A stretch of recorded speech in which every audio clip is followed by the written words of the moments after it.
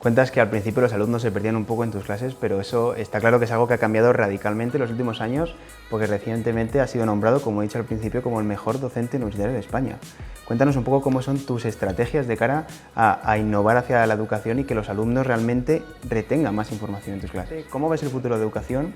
Y si ves que va a ser, no totalmente online, pero sí se va a apoyar bastante en ese tipo de recursos. Si alguna vez has pensado en dedicarte a la docencia en el mundo de la educación sanitaria, hoy es tu día de suerte, porque te hemos traído al mejor profesor universitario de España. Alfredo Corell es docente, es inmunólogo y está hoy aquí con nosotros. Buenos días, Alfredo. Hola Javier, muy buenos días. Bueno, Alfredo, nuestra primera pregunta es ¿quién es Alfredo Corell? Haz una introducción y cuéntanos un poco tu historia. Soy biólogo, estudié en Madrid, en la Universidad Complutense de Madrid, y luego hice mi doctorado y mi especialidad en el Hospital 12 de Octubre, y allí pues empecé la carrera de inmunología. Así que en este momento llevo ya 20 años en la Universidad de Valladolid como docente en inmunología y de profesión biólogo. Estupendo. Ahora, ¿nos podrías comentar un poco cuáles fueron los hitos que te llevaron a dedicarte a la docencia? Bueno, pues en la vida profesional uno va saltando etapas. Entonces mi primera etapa en el Hospital 12 de Octubre fue una etapa de diagnóstico, de asistencia, de estar en el equipo de trasplantes. Luego me fui a Inglaterra, allí hice una estancia postdoctoral y de nuevo ahí la parte de investigación se potenció mucho. Pero llegó un momento en que me apeteció volver a España y la vía de volver fue vía universidad. Y entonces ahí en la docencia empecé un poco pues, por obligación, por el salto, por la vuelta al país. Y bueno, pues pensé que tenía que enseñar a los estudiantes de medicina todo lo que yo sabía de inmunología, que en aquel entonces era mucho y muy profundo, y fue un gran descalabro. Entonces en mi vida docente eso marcó un antes y un después, porque los delegados, el jefe de estudios llegaron y me dijeron no nos estamos enterando de nada. Y eso supuso un reto. Supuso que yo me reprogramara, pero claro, esto pasó a las 2 semanas de empezar a dar clases. Alfredo, enganchando con todo lo anterior que nos comentas, recientemente has sido nombrado como el mejor profesor universitario de España, que no es poco, y nos gustaría preguntarte, porque tenemos una audiencia formada en gran parte por estudiantes, cuáles son tus estrategias de cara a que la clase sea mejor para el alumno, para que retenga más información y efectivamente hagas innovación educativa. Pues fíjate, eso que te contaba pasó exactamente hace 20 años ahora, en septiembre, ahora 20 años, y eso marcó la puesta en marcha del cronómetro. Ese año lo que hice fue encerrarme en casa un fin de semana, empezar a recapitular cómo les podía enseñar lo que estaba intentando enseñar y no les llegaba, y llegué el lunes, hicimos una obra de teatro en clase, un juego de roles, y convertí la clase en una célula, donde cada alumno era una proteína, era una parte de la membrana, del núcleo, entonces una cascada bioquímica de señalización, hicimos un juego de roles en la clase, con lo cual conseguí que en 20 minutos escasos se entendiera toda la señalización de un linfocito T, y yo llevaba intentando explicar eso 2 semanas y no lo había conseguido. Así que, bueno, ese fue el arranque, el punto de partida. A partir de ahí hemos empezado año a año pues, trabajos en equipos, que luego a final del año se exponen como si fuera un congreso y defenderlo entre los compañeros de la clase y se hacen preguntas. Luego, en cuanto tuve acceso a Internet, pues en la universidad fui de los primeros en que me apoyé. Y claro, al principio Internet era una cosa estática, era para poner los apuntes, las diapositivas de clase, pero en cuanto hubo un sistema puse preguntas de autoevaluación porque me parecía que cuando alguien estudia, si tiene alguna herramienta para ver si ha adquirido los conocimientos que necesitaba, pues eso le iba a ayudar. Entonces mi web 1.0 ya tenía apuntes, tenía diapositivas, tenía enlaces de apoyos. Luego sé que eso en el tiempo se ha llamado Content Curation, yo no tenía ni idea. Yo lo que hacía es decir, bueno, pues de todo lo que hay en la red, estos 2 enlaces son buenos para apoyar este concepto, este tema. Entonces yo lo que hacía, les ponía mis apuntes, mis diapositivas, 2 o 3 enlaces de soporte y luego, pues, si podía, preguntas. Bien, después de la web 1.0 surge el involucrar al estudiante. Seguro que quienes están viendo entenderán que los alumnos de estas ramas sanitarias están todo el día tomando apuntes como locos cuando se va a clase, claro. Pues yo dije, bueno, pues vamos a poner esos apuntes en valor, vamos a darle un valor añadido. Entonces hice una estructura piramidal, de modo que un grupo de clase cogía apuntes, el otro aula donde yo daba otra hora cogía apuntes, varias personas me los pasaban, yo se los pasaba a un tercero que corregía, que juntaba, que mejoraba y finalmente me llegaban a mí como profesor una versión, digamos ya, corregida. Y esa corrección se volcaba como apunte oficial de la asignatura. Claro, esto una vez hecho ese esfuerzo el primer año, al año siguiente era todo mucho más sencillo, porque era basándonos en los apuntes anteriores, corregirlos, actualizarlos, mejorarlos. Cuando empezaron las redes sociales, vi que era una manera de llegar al mundo universitario. Entonces, en la primera que empecé es en Facebook, porque vi que en los campus virtuales no se debatía. A mí me interesaba que sobre una noticia de actualidad de inmunología se pudiera comentar, se pudiera hablar. Entonces, en Facebook se hacían debates que no se hacían en el campus. Otra herramienta que usamos también hace bastantes años fue Twitter, y en Twitter lo que me interesaba era generar un periódico. Otra red social que se incorporó fue Pinterest, porque me permite clasificar vídeos e imágenes por temas. Entonces, casi que toda la asignatura de inmunología está clasificada por temas y subtemas. Y la última en incorporarse es Instagram, para dar información de algunas cuestiones a los estudiantes. Eso lo hago a través de stories o vídeos cortos en el muro, pero luego los estudiantes, si encuentran imágenes, vídeos interesantes de inmunología, les digo que los publiquen en el muro y con etiquetas, con etiqueta Inmunomedia. Y esto me lleva a hablar de Inmunomedia, que es el proyecto en el que se engloba todo esto, y en el que, digamos, la joya de la corona en los últimos años son unos vídeos de profesor a estudiante que se han llamado Inmunopíldoras, y en los que se explica toda la inmunología, también tema por tema, y bueno, voy construyendo cada año un poco en la medida de las posibilidades y del tiempo, y ahora mismo ya pues están todos los temas introductorios y más básicos, y estamos pendientes de empezar con los temas un poquito más de integración de contenidos. Pero vamos, que si necesitáis saber de inmunoglobulinas, de linfocitos T, linfocitos B complemento, todo eso ya está en las inmunopíldoras. Efectivamente, Alfredo, como comentas, a día de hoy existe una gran cantidad de nuevos formatos digitales, hay nuevas vías para estudiar, nuevos complementos para la educación, nuevas herramientas, nuevos formatos, y incluso tú mismo has llegado a crear, como has comentado, una serie de mini vídeos que son las inmunopíldoras, que los vamos a dejar en la descripción y os las recomendamos encarecidamente si estáis ahora estudiando inmunología. Pero ahora nos gustaría hacerte una pregunta más enfocada a cómo ves el futuro de la educación en medicina, en salud en general. ¿Crees que sea posible un modelo totalmente online? ¿Crees que las universidades se apoyarán en estas nuevas herramientas digitales? Cuéntanos un poquito cuál es tu visión de todo esto.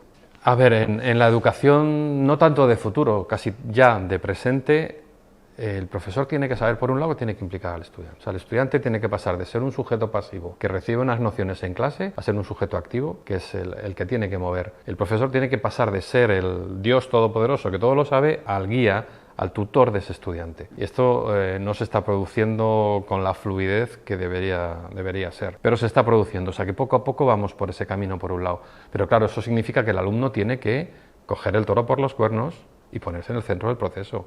Y, por ejemplo, yo recomiendo que en salud, yo en mi época como estudiante trabajamos en equipo, no me lo mandaba nadie. De modo espontáneo nos juntamos 4 o 5 personas y en aquella época hacíamos apuntes. Y era una manera de que 5 personas consultábamos, llegábamos a 20 libros, porque uno solo no podía haber llegado a los 20. Hoy en día la gente no busca libros, o si los busca online. Entonces, lógicamente, si hacéis equipos de trabajo, aunque no os lo pida vuestro profesor, vais a obtener muchísimo rendimiento, porque vais a trabajar colaborativamente y todo eso suma. Y además es que un profesional de la salud, quiera o no lo quiera, en el futuro tiene que trabajar en equipo.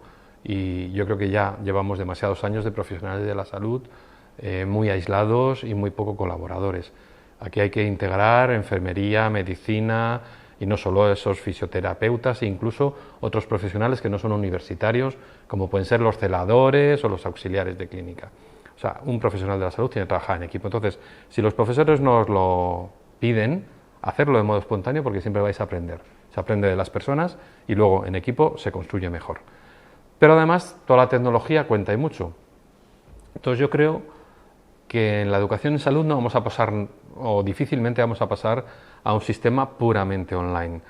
Pero sí que las clases teóricas las podemos transformar a un formato online, porque lógicamente tendréis que poner en práctica esto con pacientes, en el quirófano, en la consulta, ya sea de primaria especializada, vais a tener que hacer muchas prácticas. Y las prácticas las vais a tener que hacer, podéis recibir online lo básico, saber, pero luego tenéis que ejercitarlo y ponerlo en práctica real. Pero todos los contenidos teóricos, o buena parte, si no todos, van a poder pasar a un formato online. Y luego, por supuesto, cosas muy específicas de capacitación muy concreta pueden ser puramente online. Por ejemplo, la inmunología, si no hacemos prácticas de laboratorio, pues casi todos los contenidos teóricos los podríamos pasar a online. Pero hay otras materias que no tienen necesidad de prácticas de laboratorio, pues las que se utilizan a lo mejor imágenes en diagnóstico. Pues si yo tengo un buen visor de imágenes y no tengo que aprenderme la técnica de generar las imágenes, puedo hacerlo todo online. O sea que hay mucho camino. Yo creo que va a ser un sistema para docencia de ciencias biomédicas, va a ser semipresencial, donde van a convivir ambos formatos, pero imagínate la diferencia entre que yo estudie en mi casa y baje a hacer las prácticas a la clínica de la vuelta de la esquina, o que tenga a 2 paradas de metro, a tener que ir a otra ciudad, estar allí pagando un apartamento. Quiero decir, yo creo que queda mucho por ver en esta evolución.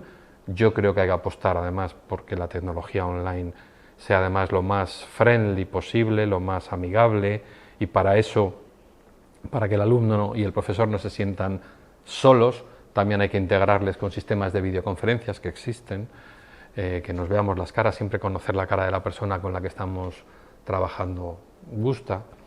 Entonces, no creo que nos vayamos a un sistema puramente online en salud, va a convivir, pero claro, tenemos que poner la tecnología a favor. Es que además la e-salud no es de futuro, es ya. O sea, tú a los pacientes les vas a poder pedir que te manden una captura con el móvil de una mancha en la piel, y ya vas a poder hacer un primer filtro de si esa mancha en la piel requiere que vaya a un centro de modo inmediato o no, y puede tratarse. Le puedes pedir que te mande la temperatura corporal, o tener los wearables, la ropa que vamos a tener, puede dar al médico, al enfermero que lleva a ese paciente muchísima información muy buena, sin que el paciente tenga que ir al centro de salud o al hospital, y eso va a hacer un ahorro sanitario, con lo cual también hay que formar mucho a los especialistas sanitarios en todo el uso de la tecnología digital para el propio beneficio del sistema, y sobre todo, y una cosa que es muy importante hoy, para el ahorro económico del sistema y una mejor salud, porque va todo además de la mano.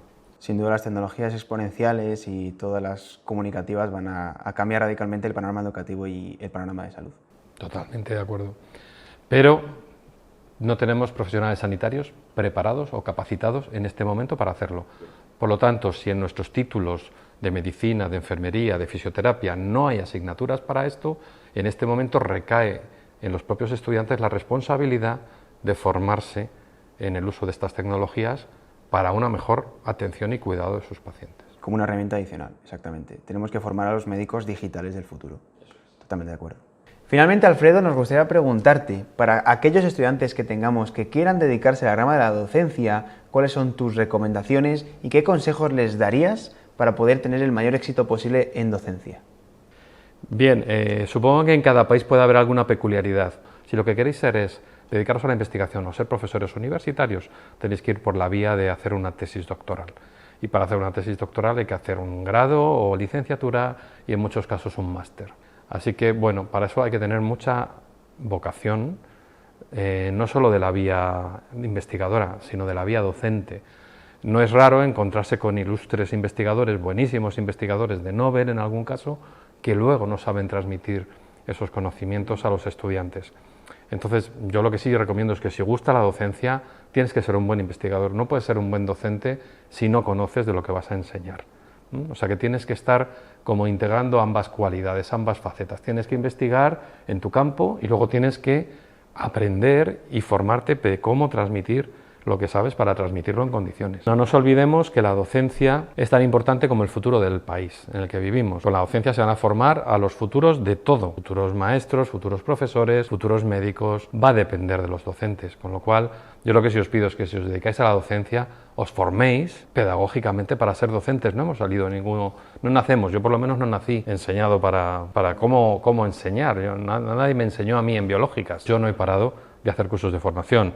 Me he formado en cómo hacer vídeos docentes, me he formado en cómo hacer aprendizaje basado en proyectos, me he formado en hacer clase invertida, me he formado en muchísimas herramientas, no solo tecnológicas, también metodológicas y pedagógicas. Y hay que formarse porque si no, uno de modo espontáneo puede tener buenas ideas, pero puede ser que las aplique muy mal pedagógicamente, entonces hay que formarse. Muchas gracias por tus consejos, Alfredo, seguro que son de gran valor para nuestros estudiantes. Y con esto acabamos hoy la entrevista a Alfredo Corel, docente e inmunólogo, que nos ha hablado de las 2 especialidades. Si quieres seguir viendo vídeos que te hablen de cómo es la realidad de cada especialidad, vamos a seguir trayendo a numerosos especialistas para que te cuenten de primera mano cómo es todo.